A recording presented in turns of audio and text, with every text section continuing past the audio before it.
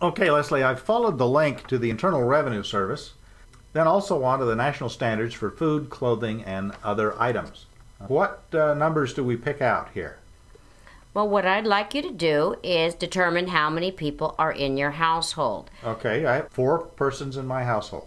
Okay. Now, Rick, were there 4 people on your tax return, the last tax return you filed to the Internal Revenue Service? Yes, there were. Okay. If there were 4 in that tax return, then you go 4 persons. Now, if for some reason you are adding an additional person, such as a stepdaughter who has moved into your home, okay, that would be 5 people, right, Rick? That'd be 5, yes. And so we'd take this figure, this $1,370, and add $262. Yes. So that's going to be the amount that you're going to enter for your national standards for food, clothing, and miscellaneous. If my mother, who's quite elderly, comes to live with us, does she qualify under here, or? Well, that is a place that you may need some additional advice on. For these purposes, though, we're not going to use her now because she wasn't on your tax return. Okay, so this is just people on your tax return or children that are living with you full-time. This is at a point where you might need some professional advice and have to call in. A tax preparer is trained to make these decisions. If you think this is a gray area, I want you to make sure that you know by talking to your tax preparer whether that is a person who is deductible for your tax return. Let's move on to part 2 here. Down at the bottom of the page, we've got local standards transportation and local standards housing and utilities. Let's click on housing and utilities. Now, I live in Texas, so I scroll down here to Texas. Yes, click the Texas link, Rick. Okay. I'd like you, Rick, right now to find the county that you live in Texas. Okay, I live in Austin County, family of 4. So you just cross-reference here, and with 4 in my family. There's your figure, $1,441. Now that is going to be your housing allowance, and that's the figure that you're going to use for purposes of this offer and compromise, and that's what you're going to put on your housing and utility line. I actually pay more than that. My house payment is a little higher than that. By the time I add utilities in, I'm up to about $2,200 a month. You know what? And that's true. These national standards have not caught up with what we all really pay, Rick.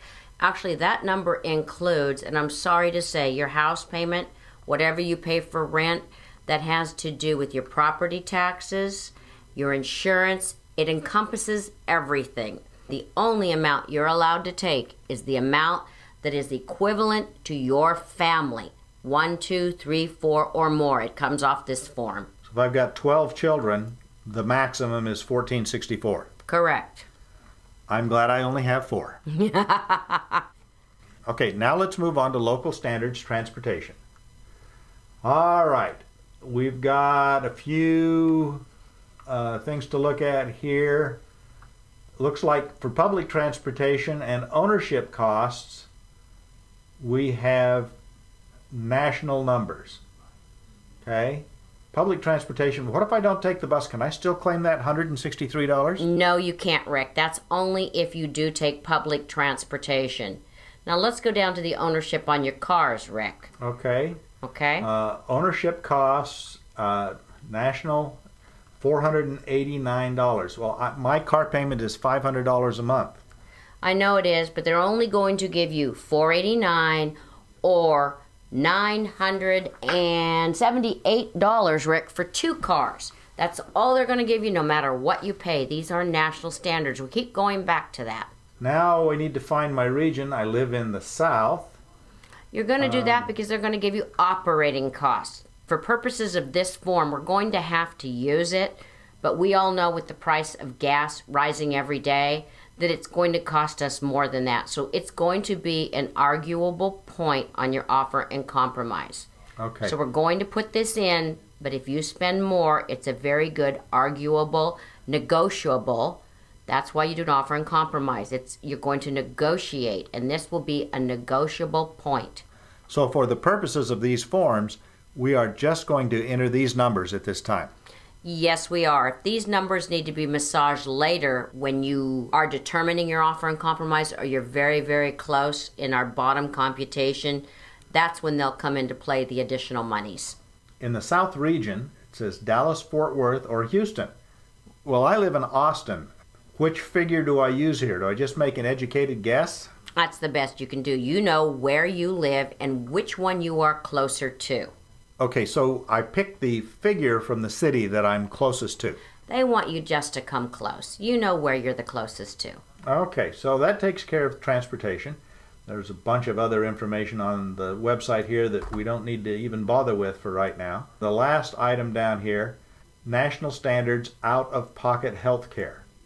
So we'll click on that, and that brings up a little table. Under 65, I get $57 a month. Is that per person? Absolutely under 65. $57 per person. Correct, out of pocket. And 65 or older, $144. Yeah, you get that or actual. That'll be your minimum. If you have someone in your family, Rick, that has a special medical condition and they require additional medication for that to manage that situation, then I want you to take that and I want you to put actually what you do pay. This is the one time I want you to fall out of the national average. And I want you, if you pay $300 a month for diabetic medicine or heart medicine, I want you to really use the amount that you use. I don't want you to use that plus this minimum. I want you to use the actual amount that you do use.